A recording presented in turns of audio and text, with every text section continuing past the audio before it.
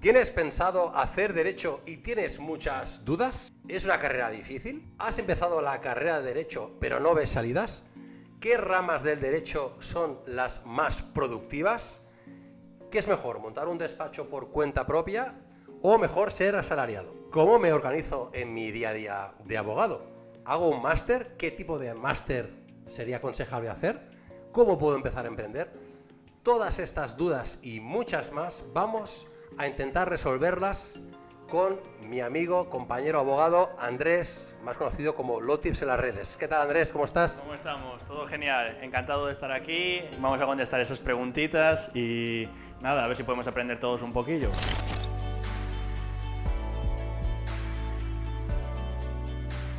El tema está que nos hemos reunido dos generaciones o tres de diferentes. Por una parte, yo acabé la carrera en el año 97 y Andrés la acabó bien reciente, ¿verdad? Sí, yo la acabé hace 4 añitos. Pues bien, vamos con estas dos visiones de generaciones tan dispersas, tan distanciadas en el tiempo, vamos a contestar a estas preguntas y muchos más.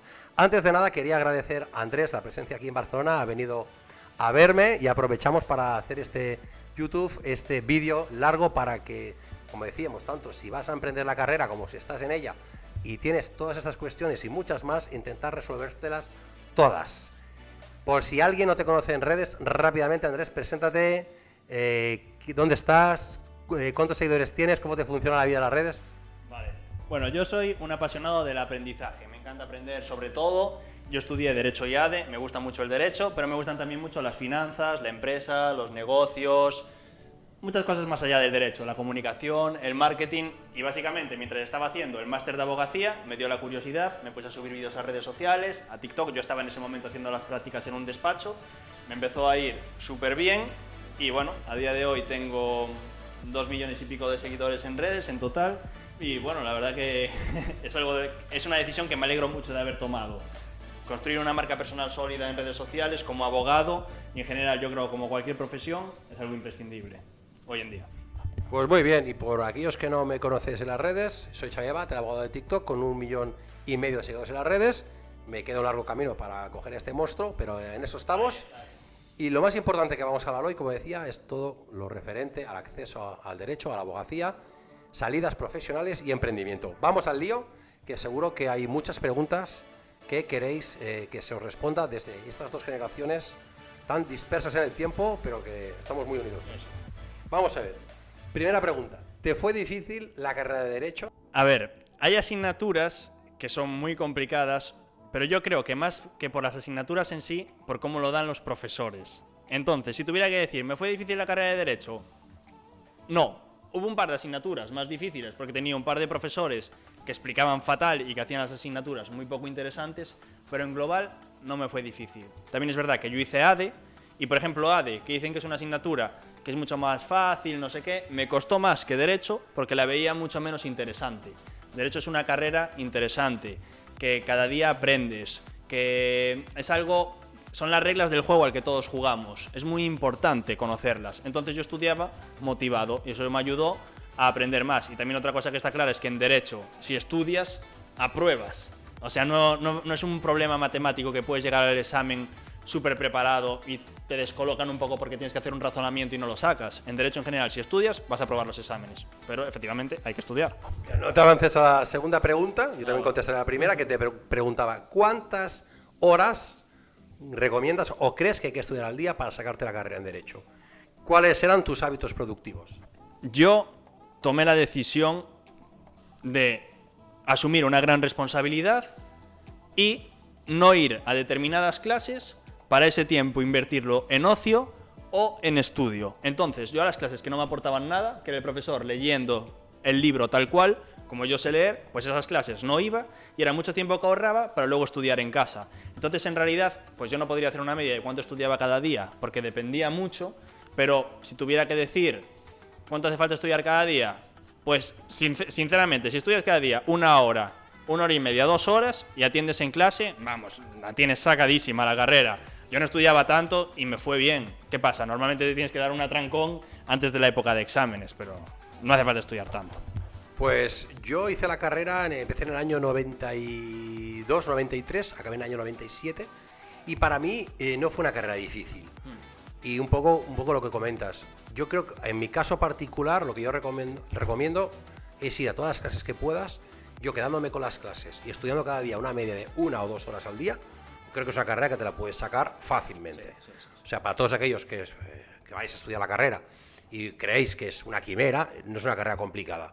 Yo creo que es meterle horas. Y yo recomendaría ir a las máximas clases posibles, tener unos buenos apuntes. Yo, por ejemplo, tengo una letra muy mala que no entendía ni mi propia letra. Pedí apuntes al que decía la letra bonita y con sus apuntes más asistencia a clase me fue mucho mejor. Sí. Un apunte solo. Hoy en día puedes tomar los apuntes a ordenador, que es una cosa que os recomiendo y os va a facilitar mucho la vida. Y luego también, con los compañeros de clase, ser amigo de ellos, que no haya una competición entre vosotros, que habrá gente que sí, que quiere competir y tal, bueno, pero para ellos. Yo tenía mi grupo de amigos, igual yo no iba a esta clase, pero me pasaban unos apuntes súper buenos de esa clase, luego yo les ayudaba con otras asignaturas. Ayudaros porque eso os va a facilitar muchísimo la vida. En mi época no había ordenador, había una persona, ni asistía, que creo que no habían portátiles, y la gente que iba a alguien con algo diferente y se le miraban un poquito mal, pero bien, muy buen apunte. ¿En cuántos años se puede acabar la carrera de Derecho, Andrés? Una cosa es ser licenciado en Derecho, ¿verdad? Y la otra es ser abogado. Exacto. Bueno, hoy en día es graduado en Derecho, más que licenciado, pero sí, necesitas 4 años para terminarla. Se empieza normalmente con 17, 18, entonces terminas con 21, 22, y luego para ser abogado, porque sí, cuando terminas Derecho no eres abogado, puedes ser jurista, ¿vale? Para ser abogado necesitas hacer el máster de acceso a la abogacía, que se tarda 1 año y medio, y por el medio tienes que hacer su correspondiente trabajo fin de máster, sobre un tema que a ti te guste mucho del máster, y hacer un examen de acceso a la abogacía. Y si lo apruebas, pasado ese año y medio, es cuando deberás colegiarte y ahí podrás ejercer como abogado. Es decir, en total, para ser abogado necesitas como mínimo 5 años y medio.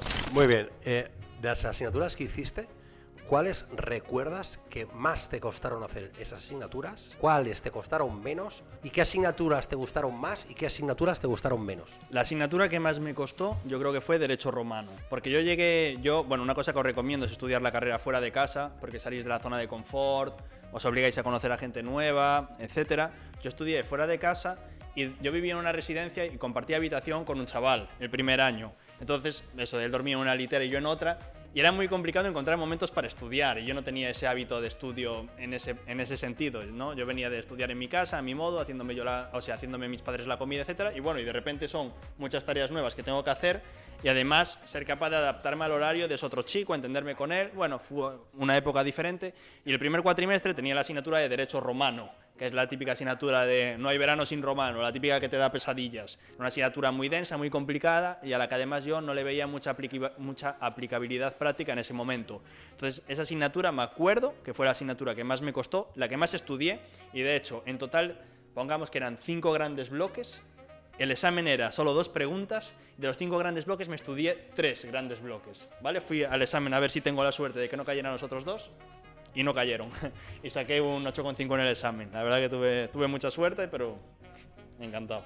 A ver, las que menos me costaron fueron todas las que hice de Erasmus, porque que es otra cosa más que os recomiendo, en el Erasmus es una risa. Yo las hacía en italiano, eran exámenes orales en italiano, pero los profesores eran muy guays, te facilitaban mucho la vida. Bueno, el Erasmus está muy guay, entonces cualquiera de las que hice de Erasmus, pero en España, pues la que menos me costó igual fue Derecho de la Unión Europea, porque no eran muchos temas, era algo sencillo y bonito, o Filosofía del Derecho. También me gusta mucho porque a mí me encanta la filosofía, me encanta leer, y el examen era un poco como hacer un comentario de texto, que de hecho recomiendo también que aprendáis a hacer comentarios de texto porque para derecho es imprescindible. ¿Y qué era la otra? La que más me había costado. Sí. Eso era Derecho Romano. Sí, Derecho Romano o Derecho Tributario, es bastante feo. Derecho Civil, Derechos Reales y tal. A ver, en mi caso tuve un trauma con Historia del Derecho, no sé si sí, tú también lo estudiabais. Sí. Yo el primer año fui el primer año del plan nuevo, aprobé 12 asignaturas y me dejé para septiembre Historia y repetí, o sea, y suspendí. Porque no sé ahora cómo está, ahora me comentas. En mi época, en el año 93, estudiabas desde las partidas de Alfonso X hasta el decreto de Nueva Planta, recuerdo año 1700, o sea, estudiabas como 15 siglos. Y era una locura, eran 3 tomos y eran muchos codos en verano con la calor que hacía, que se me fue imposible. Ahora sigue igual, historia del derecho. A ver, historia del derecho son también bastantes temas, pero no me pareció tan horrible. Yo creo que la profesora repito, el tema de los profesores, vale, igual eran 3 tomos, pero la profesora nos había hecho unos resúmenes y había que estudiarse en total, no sé, 180 páginas, 200, no era tanto, fue asequible. Yo, comentando también sobre esto, yo nunca suspendí ninguna asignatura para el año siguiente, pero sí que suspendí alguna vez para junio, porque tú tienes la convocatoria ordinaria, que es en diciembre, el primer cuatrimestre, y en junio, el segundo cuatrimestre, más o menos, ¿vale? Puede cambiar, o sea, en mayo, y la extraordinaria, que si suspendes, pues vas a junio, vas a julio. Y yo había suspendido Derecho Administrativo 2, Derecho Administrativo es una asignatura también que no me gustaba mucho, y suspendí también Derecho Procesal Penal, porque era examen oral, no lo había preparado mucho y tal. Pero bueno, otra recomendación más que os doy, siempre intentad aprovechar, o sea, intentad aprobar, ya no digo en la convocatoria ordinaria, pero como mínimo en la extraordinaria de ese año, ¿vale? Porque arrastrar asignaturas, ya nos lo confirmarás tú, es algo bastante duro, porque luego se te mezcla con las asignaturas del año siguiente, te cambia el ritmo, te dificulta bastante la vida. Sí, esto es como, lo te decía a mi hijo, que por la mañana haga lo más complejo y por la tarde algo más disperso. Un poco las asignaturas igual. Las asignaturas más tocho, como historia, que me costó bastante, historia del derecho, también me costó derecho internacional privado, derecho internacional público, romano a mí me gustó, pero también es verdad que fue un poco complejo, a mí me gustó, pero es muy complejo, y derecho internacional privado y público, pues estas yo aconsejaría que cuando haya que estudiar, coger esa dinámica de estudio diaria, pues sea la primera asignatura que se le mete horas. Es más fácil acumular horas con asignaturas más fáciles de entrar que no dejar por último día Derecho Internacional o Historia del Derecho, porque entonces ya estás saturado, es muy complicado. Andrés, ¿crees que las asignaturas son útiles para la carrera profesional? ¿La carrera te prepara bien para trabajar de abogado? Esta pregunta la voy a responder también sobre ¿vale la pena irse de Erasmus o no? Porque muchas veces me decís, bueno, yo no me voy de Erasmus porque con derecho, si te vas a otro país, aprendes las leyes de otro país. Entonces, estoy perdiendo muchísimo contenido. Pues la respuesta es, yo creo que tú en derecho, sobre todo lo que aprendes es a coger una base general de cuál es la jerarquía normativa, cómo funcionan las leyes, etcétera, y a saber manejar los códigos y encontrar información y saber aplicarla. Pero las asignaturas en sí tienen muchísimo relleno, muchísima paja, muchísima información de la que es imposible que te acuerdes y que no tienes por qué acordarte porque la tienes plasmada en el código y que a futuro no vas a usar. Es decir, yo creo que los 4 años de carrera se podrían resumir perfectamente en un año. O sea, es como me dices, ¿tiene sentido aprenderse la tabla periódica? No, tiene sentido aprender cómo funciona la tabla periódica. Porque luego tú en tu futuro como químico vas a coger la tabla periódica y saber dónde está cada símbolo. Pues derecho es un poco así. Aprende, coge soltura, aprende cómo funciona el derecho, el espíritu de las leyes, la interpretación, y luego ya a futuro lo vas a poder aplicar.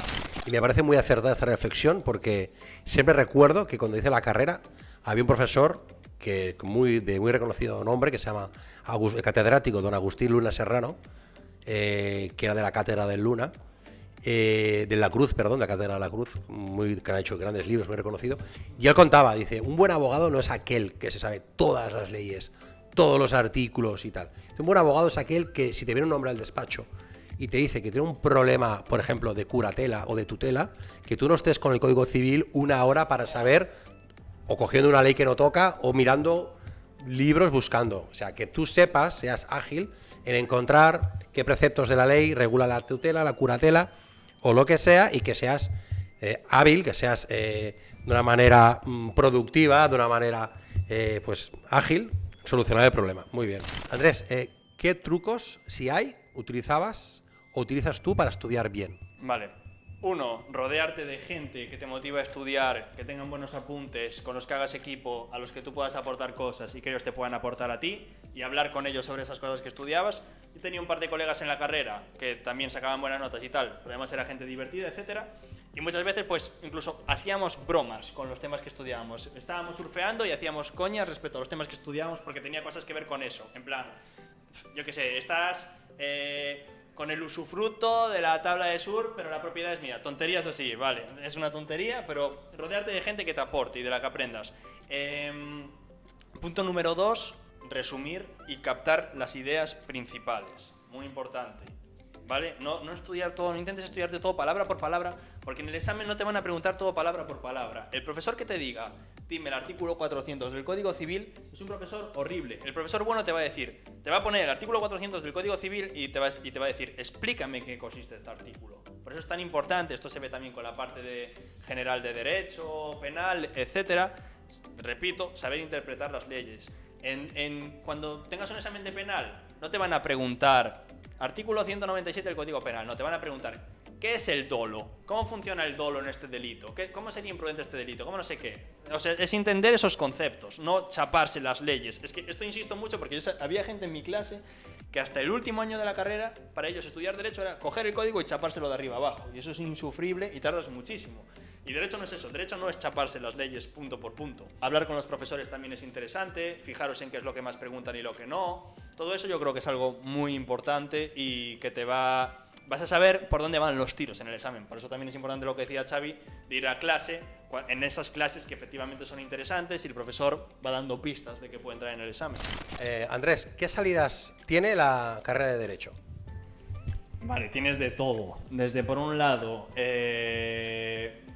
la empresa privada, trabajar en un bufete de abogados, que es lo típico, trabajar en una consultoría, trabajar en una startup, dar asesoramiento legal a una startup, es algo bastante interesante y divertido. En la empresa privada de todo, como con Derecho puedes hacer prácticamente de todo. Y incluso montar tu propia empresa, porque yo creo que casi es más importante para montar una empresa tener conocimientos de Derecho que tener conocimientos de administración y dirección de empresas. Por lo que aprendes en la carrera como tal, que no te sirve para mucho. Sin embargo, el Derecho os aseguro que va a estar presente en todas las relaciones que hagáis en la vida de vuestra empresa, a la hora de contratar trabajadores, en todo. O sea, os va a influir en todo, fiscalidad, etcétera. Y luego, en cuanto a hacerte funcionario, empresa pública, etcétera, administración pública y tal, desde oposiciones dentro de la propia España, juez, fiscal, letrado de la Administración de Justicia, registrador, notario, que son las más duras, pero también ganas consecuentemente, abogado del Estado.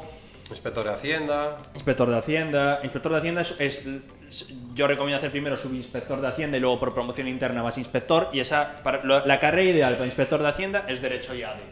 Todo está muy bien, menos el único problema que yo veo a la carrera, por poner algún pego o una pega, es que si te gusta viajar, aprender idiomas y tal, a no ser que hagas Derecho Internacional Público y que seas comisionado de la ONU, de España no sales. Es decir, con la crisis que hemos tenido en España últimamente, yo tengo un hermano ingeniero que puede viajar a cualquier ciudad mundial y puedes trabajar de ingeniero, médico, informático.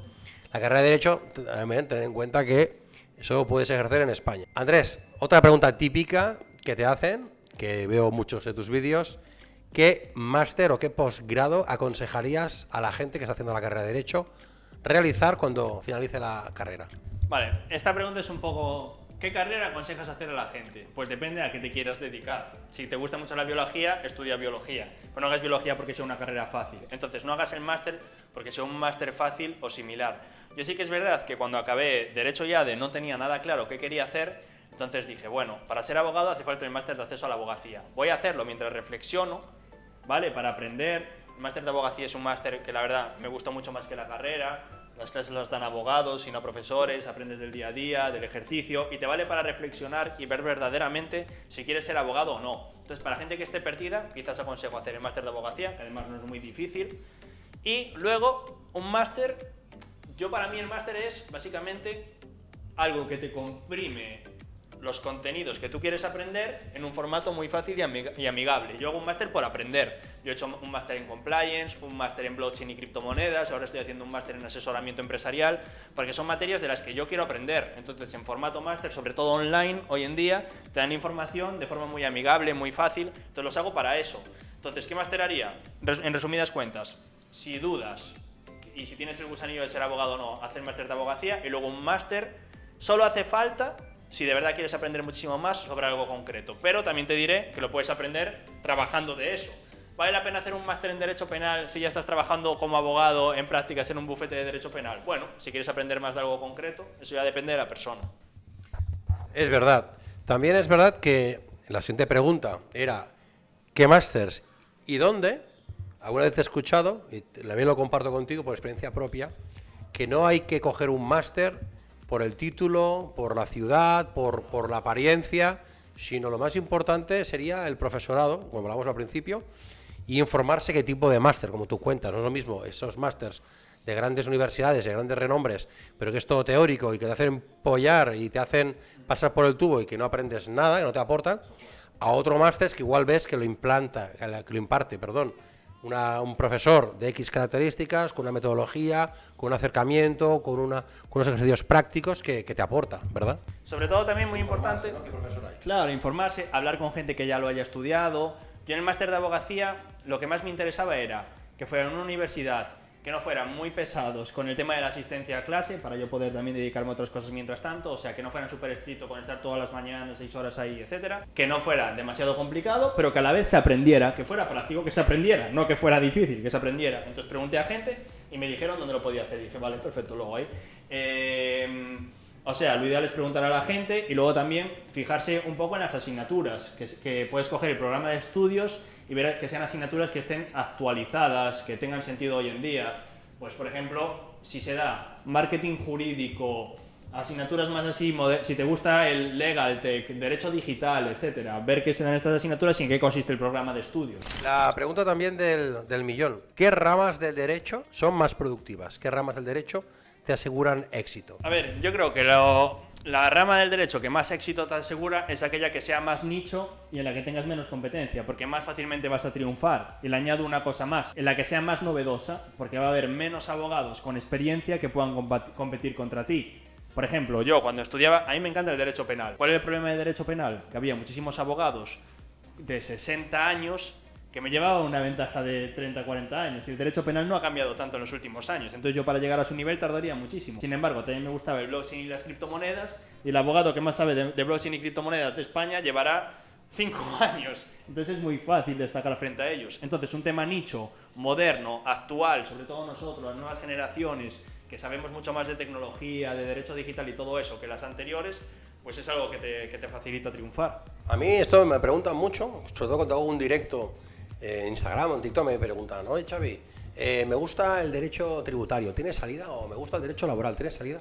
Y yo siempre digo lo mismo, añadiendo algo a lo que tú dices, que estoy totalmente de acuerdo, y es que haz aquello que te guste, porque tampoco sirve para nada decir, voy a hacer un máster en criptomonedas porque no hay nadie y no te gusta a ti el rollo cripto, te vas a acabar agobiando.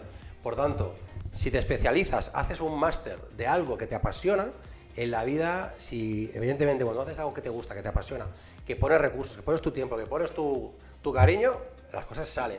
Por tanto, yo aconsejaría a todos aquellos que dicen, ostras, a mí me gusta mucho el derecho financiero, pues no sé si tiene salida. No te preguntes si tiene salida, porque aunque es verdad que puede haber mucha competencia, también es verdad que si tú te dedicas mucho y eres un máster justo en esa asignatura, pues sí, vas a triunfar. Muchas veces vemos en la carrera, por ejemplo, asignaturas que dices, ¿qué es esta mierda? Pues por ejemplo, ves derecho bancario en la carrera y a mí me pareció horrible y luego en la práctica resulta que te encanta. O sea, tampoco os cerréis por experiencias previas que hayáis tenido en la carrera y no en el ejercicio como tal, porque puede no ser lo mismo. Y es eso, y cuando encuentres lo que te guste, vas a destacar, porque vas a estar interesado en ello, vas a profundizar cada día, vas a profundizar y eso es lo que hace que destaques. Vamos a hablar un poquito ahora, en este último tramo de la entrevista, sobre el tema de derecho y emprendimiento. ¿Es mejor, tú qué crees, cuando acabas la carrera, qué es mejor? ¿Empezar un despacho pequeño, un despacho mediano, un despacho grande, una multinacional? Es que, a ver, esto depende tanto de la persona y de tu experiencia previa y tal. Mucha gente dice, yo no quiero tener un jefe, quiero lanzarme a emprender desde el principio. Ojo con esto, uno no tiene que emprender simplemente por no tener un jefe o en negativo como última escapatoria para algo. Yo creo que el hecho de también haber trabajado de asalariado, haber tenido un jefe, ver cómo funciona una empresa, te va a ayudar mucho al saber tú qué es lo que no te gustaba que te dijera a ti tu jefe, qué es lo que sí que te gustaba. ¿Sabes? Vas a tener esa disciplina, ese esfuerzo que tú has hecho en el despacho y luego tú como emprendedor lo vas a saber aplicar muy bien. O sea, yo solo emprendería en positivo. Tengo una idea, sé que esto puede gustar a la gente, no conozco a nadie, a más gente que lo aplique, sé que puede triunfar, tal, y ahí me lanzaría a la piscina.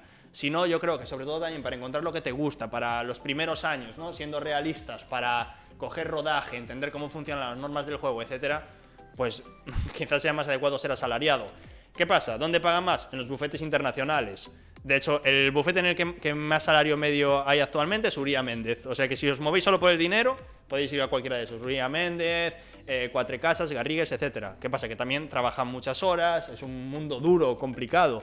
Quizás os guste más un pequeño despacho en el que tengáis un trato más cercano con el jefe, le acompañéis a los juicios y tal. Vais a cobrar menos, pero bueno, es muy importante la vocación también y disfrutar de la carrera. Sí, aquí hemos de distinguir qué es lo que quieres buscar.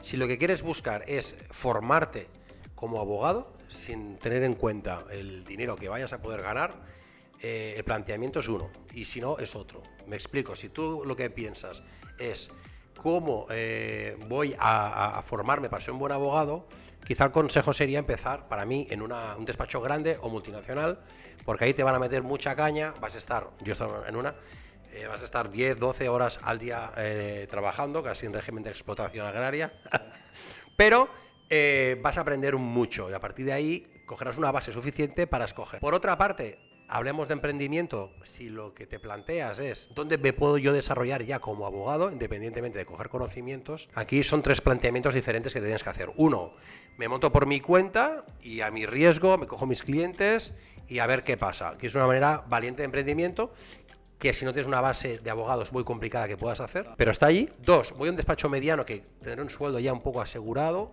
ya sea de salariado o ya sea como autónomo o asociado de despacho. Ahí tendrás mucha más libertad, llevarás más tipos de casos y tus expectativas salariales son un poco más, aumentarás un poquito más, aunque no tendrás la independencia del despacho autónomo tuyo de pequeño. Y en último lugar tienes la multinacional o el despacho grande, una Big Five, Uría, Garrigues, Cuatro Casas, KPMG, Deloitte. Esos despachos, yo he visto, tengo compañeros de fiscal que hacían ya un año o dos haciendo solo IVA intracomunitario y estaban 12 horas haciendo eso. Entonces también te limita al principio y por otra parte vas a ganar mucho dinero y tienes un gran recorrido como abogado. ¿Tú te lo planteaste esto? A ver, yo creo también que una cosa no quita la otra. Yo lo que hice fue un poco dejarme fluir. Yo empecé haciendo las prácticas en un despacho y en vez de dejarlo todo y lanzarme a la piscina, que hay gente que lo recomienda, yo no tanto. Yo te recomiendo tener un poco un colchón financiero, unos ingresos asegurados y lentamente ir validando tu idea de negocio. Yo tenía eso, estaba en un despacho haciendo las prácticas, estaba contento, pero no mandé toda la mierda. Siguiendo en ese despacho, en paralelo, empecé con mi idea, que fue empezar a crear vídeos en redes sociales, ver si lo que yo planteaba le interesaba a la gente, a partir de ahí pivotar y sacar un producto en función del feedback que recibiera yo de la gente, porque una forma hoy en día también de testear un negocio sin gastos es ponerte a hacer vídeos en redes sociales sobre una temática y ver si a la gente le interesa y ver qué te preguntan sobre esa temática, y así puedes saber si ahí puedes tener clientes potenciales o no. Y cuando vi ya que me empezaba a ir bien, porque además tú cuando emprendes es muy raro que estés ganando dinero el primero, el segundo mes o el tercero, tardas tiempo en ganar dinero y normalmente lo que ganas lo reinviertes en la empresa. Por eso es interesante eso, hacerlo en paralelo. Quizás a cuando eres asalariado vas a tener que currar más, pero el emprendimiento es eso, el emprendimiento es responsabilidad y sacrificio. Y yo ya cuando habían pasado muchos meses, es que ya habían pasado muchos meses y ya estaba más que consolidado, fue cuando tomé la decisión de dedicarme por entero a redes sociales y montar mi empresa, etcétera. Pero cuando ya tenía todo muy claro. Sí, y aparte yo hace años, ya hace 22 que acabé la carrera y he montado diversos despachos. Una vez monté un despacho, una idea que tuve de negocio, montar un despacho de abogados a pie de calle. Lo digo por si sirve a futuros empresarios y pensé, mira, pues monto un despacho a pie de calle, pongo una administrativa, pongo un abogado, pongo no sé qué. Y mi hermano mayor, que es consultor, me dijo, ¿para qué quieres poner toda esta gente? Digo, no, hombre, una secretaria, una administrativa, un abogado. Digo, pero tú tienes los clientes. Y esto a veces es importante, o sea, has de dimensionar bien el negocio y, como dice Andrés, muy bien, crecer poco a poco. Si tú puedes coger el teléfono, cógelo tú.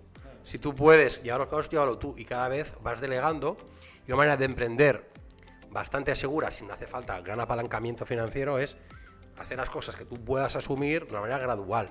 Porque muchos empresarios, yo el primero, nos hemos dado grandes hostias de decir, pues esto, dimensionarlo muy bien sobre el papel, de decir, mira, sobre el papel todo se sostiene, ¿no? Dicen los financieros. Sobre el papel todo se sostiene. Cojo y digo, diseño un plan a un año, me entrarán 54 clientes, me van a pagar cada uno 2.000 euros, serán 110.000 euros, serán no sé cuántos, pagaré la administrativa, pagaré al abogado senior y no sé. Y esto después, en vez de 54, te entran 3 y te vas a la ruina.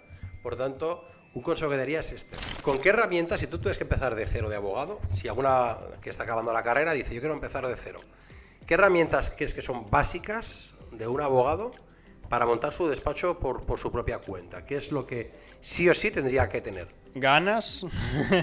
La herramienta principal es ganas, capacidad de sacrificio, fuerza de voluntad. Y, a ver, hoy en día también yo quizás miraría eso, un modelo de negocio online. Yo intento siempre, en la medida de lo posible, hacer todo online, todo lo que puedas. Entonces quizás montar un despacho online para millennials, que no nos queremos desplazar al local, etcétera, que no vas a tener esos costes fijos del alquiler, del personal, pues yo intentaría... O sea, es que porque es lo que yo he hecho. O sea, podría inventar algo, no sé qué. Lo que yo hice fue empezar en redes sociales, ver que había clientela y gestionar online todo lo que pudiera. Al principio pasándole los clientes a mi despacho de abogados donde yo trabajaba y lentamente colaborando con otros abogados y luego ya teniendo tus propios abogados en plantilla.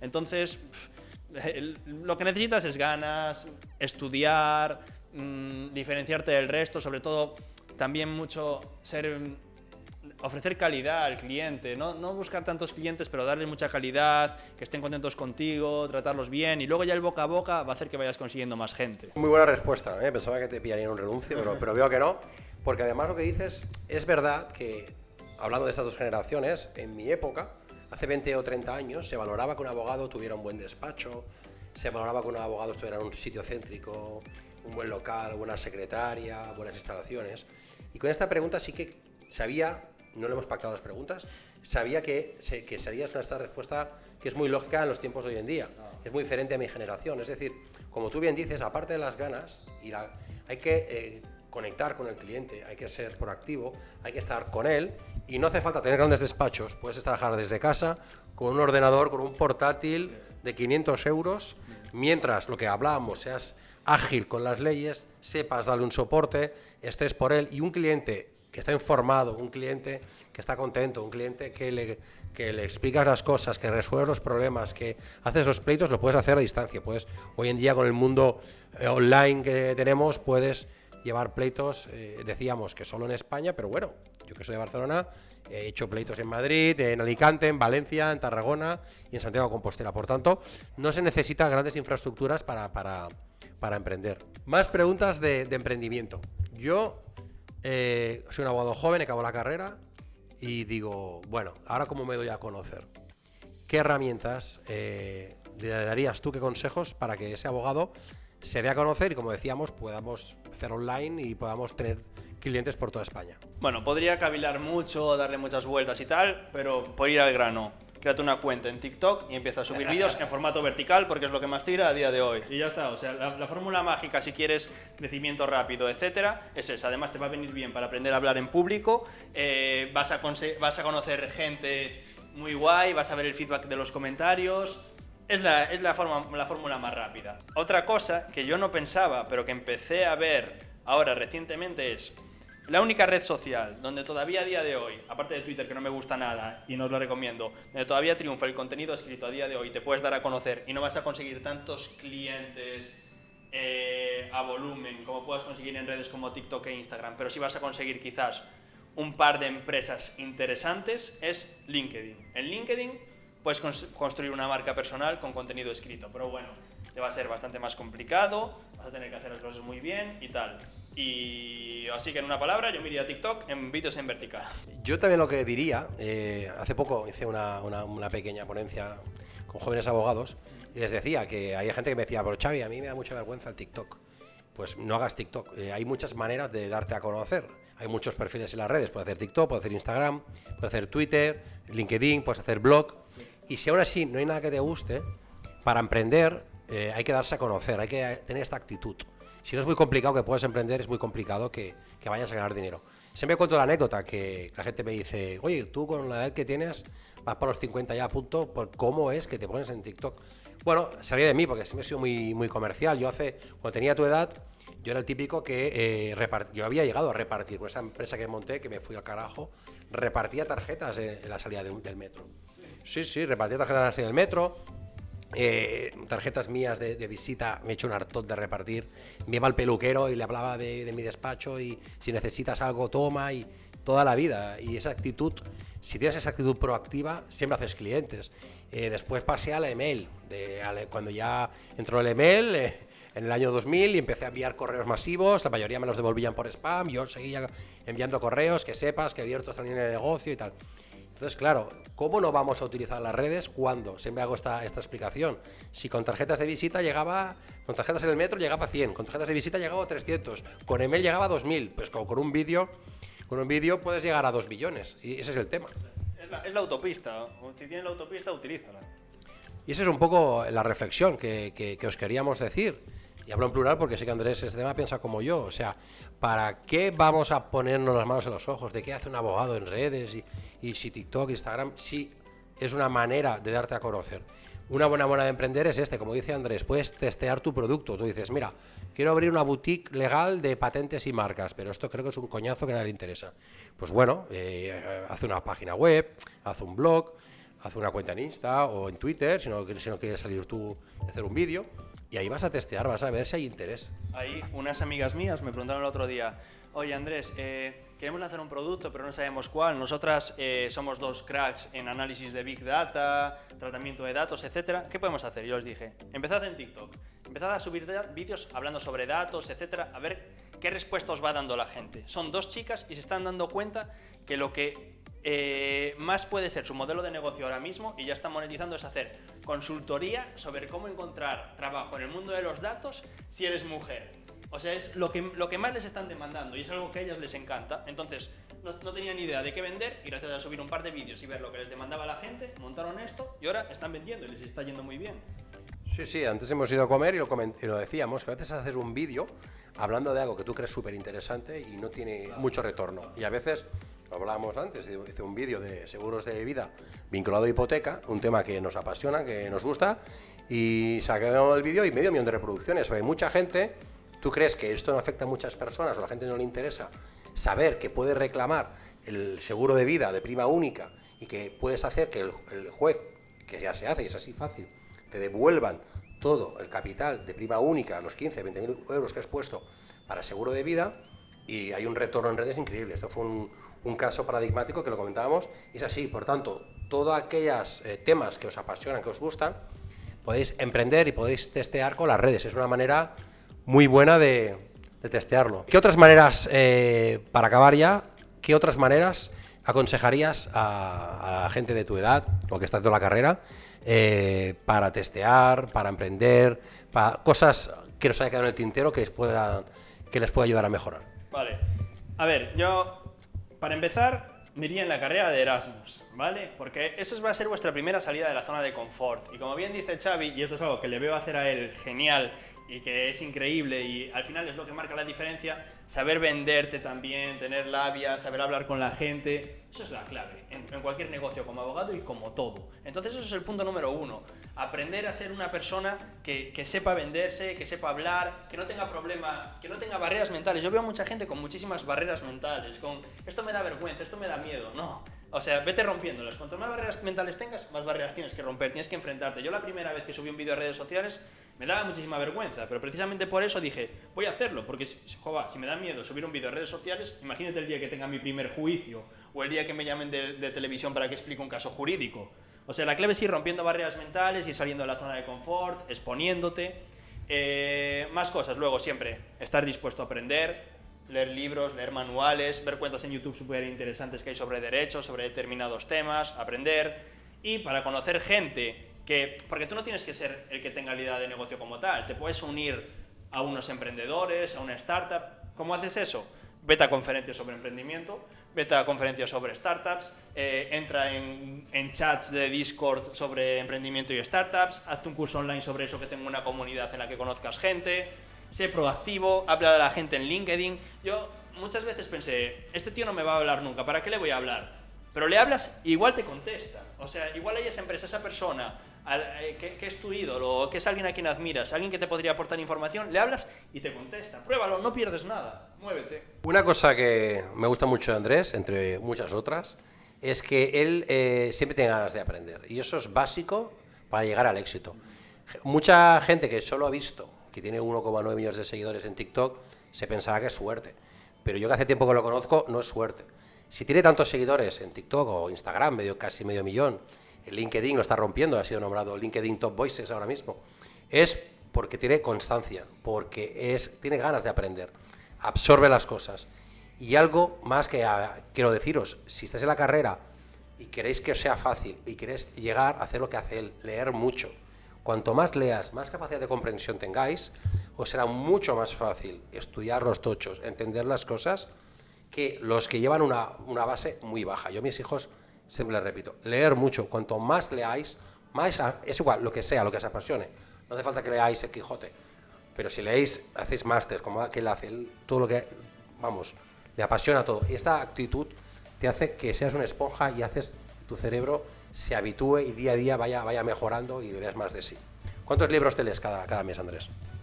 Pues no sé, 3, por ejemplo. A ver, tampoco hay que ir tanto al número. Sí que intento leer mucho, pero yo, por ejemplo, alterno muchos libros a la vez. Entonces, me gusta el emprendimiento, me compro 6 libros de emprendimiento. Me gusta el derecho, me compro 6 libros de derecho. Y voy combinándolos todos según la necesidad que tenga. Porque no hay un solo problema que puedas tener que no esté ya escrito en un libro. Entonces, también, esto es otra de las grandes vías rápidas. La vía rápida para tú crecer, una cuenta en TikTok con vídeos en vertical. La vía rápida para tú aprender. Joder, si tienes una duda, cómprate un libro sobre esa duda y devóralo. Y te has dejado, para romper toda esta dinámica, hacer algo de deporte. Hombre, claro. Importantísimo. Eso siempre, para despejarse y disfrutar de la vida. Los dos somos muy fans del deporte, claro. Y eso es muy importante también, los que estáis haciendo una carrera o vais a acabar. Si no compagináis con algo disruptivo todo esto, vais a acabar con el cerebro achicharrado. Bueno, vamos a dejar aquí la charla. Espero que estéis disfrutando, yo disfruto mucho con vosotros y así me lo demostráis, suscribiéndoos, dándole al like, comentando. Si llega a muchos y así lo decís, haremos una segunda entrevista, porque Andrés le ha cogido gusto venir aquí a verme, sí, claro sí. Y haremos una parte 2. Nada, Andrés, muchas gracias por venir aquí a mi despacho, a hacer esta entrevista, ha sido un placer. Un placer. Y si Dios quiere, pues haremos una parte 2. Eso es. Muchas gracias a todos, siempre disfrutando de hacer vídeos, de estar aquí con Xavi y nos veremos más. Nos vemos, dale like, chao, chao. Chao.